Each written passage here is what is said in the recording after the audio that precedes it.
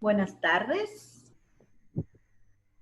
Un placer para nosotros compartir con todos ustedes en representación de La Romana, este grupo quien hoy en esta tarde le estará hablando de los modelos de evaluación psicológica. Awilda, Israel, Yesenia, Delcibérica y una servidora, Ámbar Brito. Los modelos se plantean en base a la formación teórica, las variables que se analizan, los objetivos que nos planteamos en las evaluaciones, los métodos, las técnicas y los ámbitos de aplicación. Veremos diferentes métodos, diferentes modelos, como son el modelo psicométrico, fenomenológico, el conductual y el cognitivo. Con ustedes, mi compañera. Buenas tardes, vamos a continuar, como antes ya dijo mi compañera Ámbar. Vamos a estar hablando de los modelos psicométricos correlacionados o del atributo. Este es el que nos corresponde. Vamos a empezar diciendo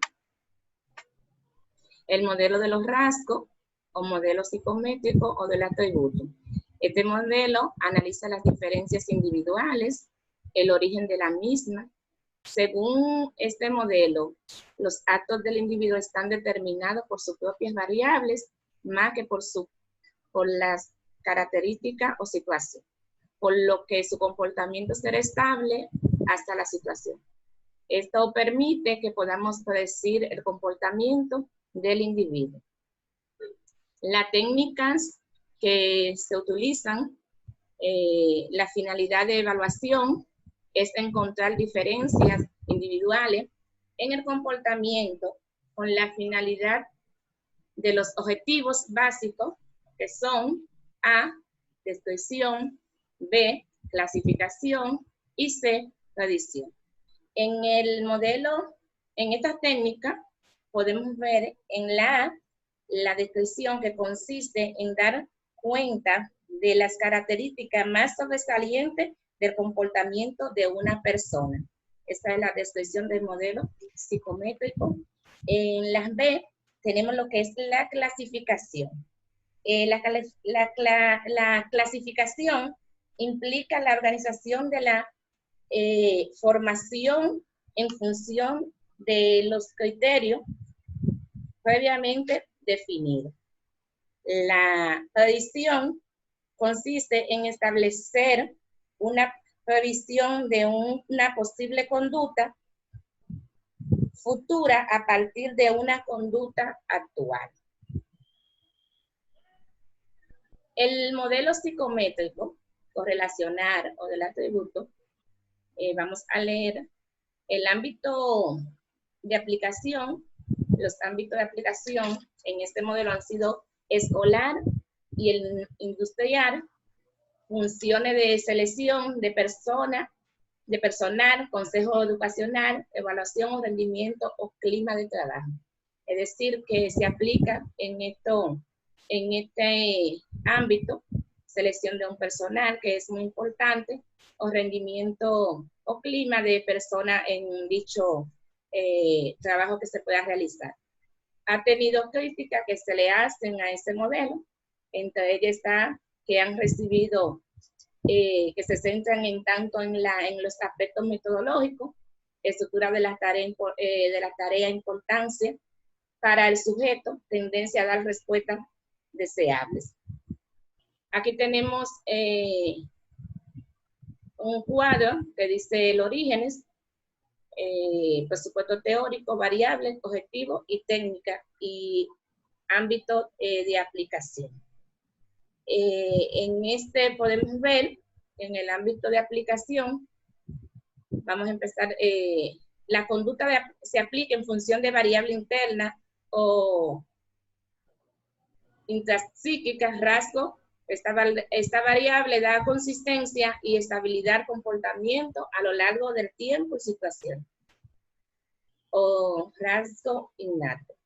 La variable rasgos de la personalidad, dimensiones, el objetivo, describir, clasificar, comparar, predecir, estudiar las diferencias individuales y ubicar sujetos en relación al grupo de referencia normativo en un rasgo de dimensiones correctamente,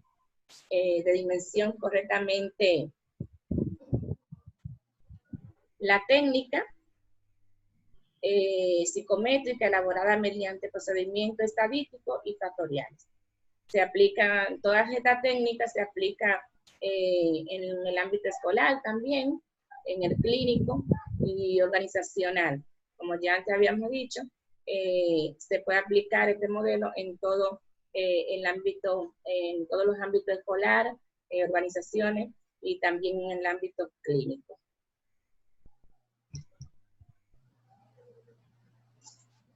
Pasamos ahora a mi compañera Bérica, que continuará con el modelo fenomenológico.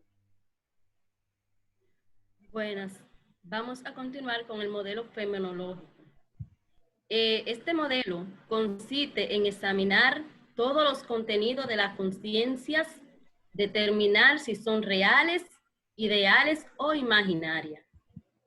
Esta teoría establece que cada persona percibe el mundo y la realidad de una manera particular, a partir de la experiencia de la interpretación de la realidad. Es lo que Roger domina como campo fenomenológico. La fenología es un amplio movimiento físico fundado en los primeros años del siglo XX por Edmund Husserl, quien lo describía como la psicología descriptiva. El modelo estudia una realidad cuya esencia depende del modo en que es vivida y percibida la persona. También la fenología es una ciencia filosófica que estudia todo lo relacionado con los acontecimientos que rodean un objeto, su reacción con el medio ambiente en el que éste se desarrolla, los hechos y cómo influye en las cosas en la fenomenología. Continuamos con nuestra compañera. Buenas tardes, yo voy a estar hablando sobre lo que es el modelo conductual. En 1899 suele tomarse como fecha de inicio del modelo conductual, debido a que en esa fecha Pavlov inicia sus trabajos sobre el acondicionamiento clásico. No obstante, fue sino hasta el 1913 cuando el conductivismo se establece como un modelo dentro de la psicología. Pásame la que estaba antes. El conductismo plantea que el aprendizaje se representa a través de un cambio en la conducta netamente observable del sujeto, gracias a la mediación de la experiencia. Puede continuar. Principios del modelo conductual. El modelo conductual se centra en cómo la conducta humana se aprende o se adquiere y abarca los principios y técnicas de la teoría del aprendizaje. En el modelo conductual se subraya la conducta observable, así como los factores medioambientales que pueden precipitar o mantienen una conducta determinada, sosteniendo que hay unos factores constantes, o sea, biológicos, lo que determina la diferencia en las conductas entre los individuos es el aprendizaje. La influencia del medio ambiente es fundamental en la adaptación de las conductas. Este modelo es articulado a partir de los principios derivados de la psicología, que las personas reaccionan ante el entorno, según el principio de efecto condicionante. La interacción con el entorno refuerza o inhiba determinadas conductas en las personas. Este modelo lo que nos quiere dejar dicho es que el ambiente es lo que va a determinar la conducta de una persona. Es cuanto pasamos con nuestra compañera Ámbar.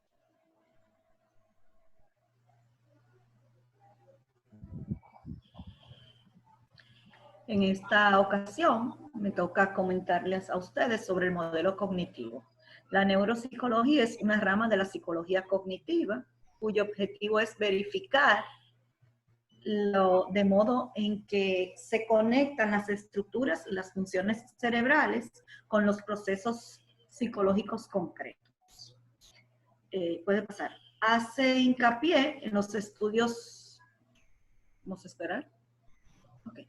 Hace hincapié en los estudios de los efectos cognitivos en la relación entre los daños cerebrales y las enfermedades neurológicas, con vistas a desarrollar de modos explicativos el funcionamiento del cognitivo normal. Es a partir de los estudios obtenidos que podemos decir la interrelación que existe entre las diferentes pruebas y la neuropsicología aplicada.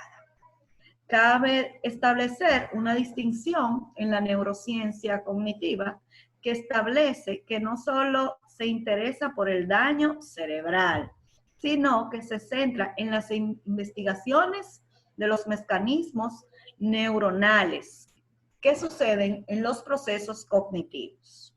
La neuropsicología cognitiva hace uso de muchas pruebas y de tecnologías neuropsicológicas en los campos de los daños cerebrales, entre otros.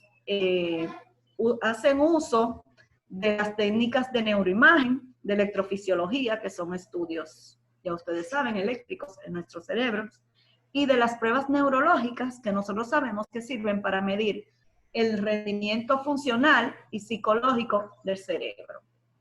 Para nadie es un secreto que en el mundo entero pues, se ha puesto muy de moda hace más de 30 años, lo que son los estudios de neurodesarrollo, de neuropsicología, donde hemos visto la importancia que tienen los neurólogos pediátricos, en el caso de nosotros, para determinar los daños cerebrales y además hacer estudios y pruebas contundentes que nos permiten a nosotros ver el porqué de un comportamiento de un ser humano, en el específico de un niño.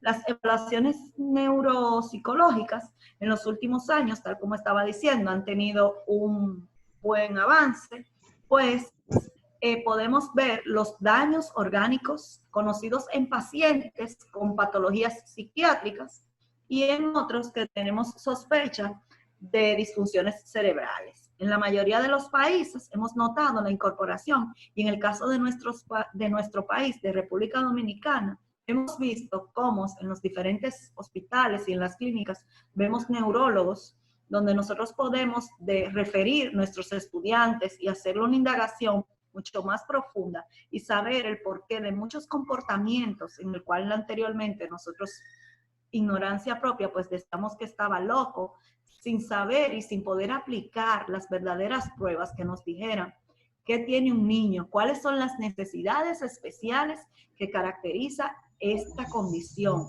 Y gracias a todas estas pruebas neuropsicológicas y de la aplicación de la neurociencia, pues podemos decir que en nuestro país y a nivel mundial, pues hemos avanzado de manera general y aportando aprendizajes significativos para el área de la psicología. Estos son parte de los aportes del neurodesarrollo. Debemos de tomar en cuenta, ya la pasé, no te preocupes. Debemos de tomar en cuenta los criterios a la hora de seleccionar los instrumentos de evaluación. ¿Por qué? Porque debemos primero de hacer un rastreo familiar, una indagación familiar, ver cuáles son las condiciones en una familia, qué trae ese niño, de hacer un estudio de toda la parte, el pasado de nuestros niños, para entonces nosotros ir determinando y hacer una referencia para saber cuáles son las pruebas neuropsicológicas que debemos de aplicar. No la aplica un psicólogo, pues simplemente las aplica un neuro, quien es el que va a dar y va a determinar el diagnóstico final en un trabajo de equipo donde nosotros los maestros somos quienes aportamos, al igual que los orientadores, los psicólogos, es que hacen una serie de lineamientos de pruebas aplicadas para dar un veredicto final entre todos. Debemos de tomar en cuenta que las pruebas neurológicas deben de tener los contenidos, que esos contenidos no tengan una gran dificultad, que no sean largas y cansonas, escoger un lugar adecuado e indicado para que nuestro paciente, en este caso el niño, pues no se aburra, sino que debemos de buscar las estrategias necesarias y el momento adecuado en que nuestros niños estén en el momento preciso que se le pueda aplicar la prueba, porque muchas veces nuestras pruebas se ven alteradas porque nuestros niños no estaban en el momento adecuado. Si tiene sueño, es importante preguntarle. Entonces, debemos de ver la situación clínica del niño. Muchas veces hay una condición en el momento de la cual nos puede, diríamos que afectar los resultados de dicha prueba. Otra parte importante es ver las características de las pruebas, aportar y tener en nuestros lugares materiales adecuados para la edad de los niños, y no tanto adecuados, sino que sean llamativos y que podamos pues llamar la atención de cada uno de los niños que van con nosotros. Son importantes estas pruebas porque son las que nos van a decir a nosotros la condición final que tienen los niños. Ahora mismo se están dando muchas condiciones como autismo, hiperactividad, Down, y por ejemplo el mismo autismo que no se ve en la cara, pero que se determina a través de diferentes pruebas aplicadas, y que es necesario que tengamos un dominio y que se realicen las pruebas necesarias para que arrojen los resultados que puedan clasificar en la condición, en su rango tal, para saber qué tipo de abordaje le daremos al niño en el caso de terapias del habla, terapias de aprendizaje, terapia conductual o terapia ocupacional. Dentro de las pruebas que podríamos aplicar está el test de evaluación global, neuropsicologías, que esa evalúa el índice general. Está la prueba de Wechsler, que evalúa las capacidades intelectuales. Está la de McCarthy, que evalúa, es una de las más relevantes, y esta evalúa las habilidades cognitivas y motoras. Está la de Bender, está la de Wisconsin. O sea, la neuropsicología ahora mismo aporta mucho a todos los estudios psicológicos, pues es el inicio de lo que se hace como un boom. Es a partir de estas pruebas donde nosotros tenemos telas para cortar e ir determinando cuáles son las necesidades especiales que tiene un niño. Puede ser de hiperactividad, de psicomotricidad. Todas esas pruebas son las que nos van a arrojar. Y todas esas pruebas vienen gracias al neurodesarrollo, a la neurociencia, al conocimiento de nosotros como psicólogos, de toda esta parte del neurodesarrollo. Por eso es importante, y agradecemos a nuestra maestra que haya tomado parte de esta clase para hacernos investigar un poco más de la neuropsicología, que para nadie es un secreto, que es parte de nuestro diario vivir, porque nos permite a todas implementar en nuestros salones de clases los diferentes modelos que hoy nosotros hemos estudiado, porque hay pruebas que arrojan el resultado conductual, hay otras pruebas que arrojan los resultados cognitivos, hay pruebas de psicometría que también tienen resultados excelentes, y por la ignorancia de nosotros en su momento no darle un buen manejo a las pruebas, pues prácticamente podemos atrofiar un diagnóstico. Por eso es importante hacer un grupo, hacer un equipo, un estudio y dar los lineamientos y los detalles principales para dar un excelente diagnóstico. Para el grupo de la Romana ha sido un grato placer hablar de los modelos de evaluación psicológicas, esperando que nuestra maestra Merinelli pues quede a gusto con esta explicación breve de parte del grupo de la Romana. Buenas tardes y muchas gracias. Gracias.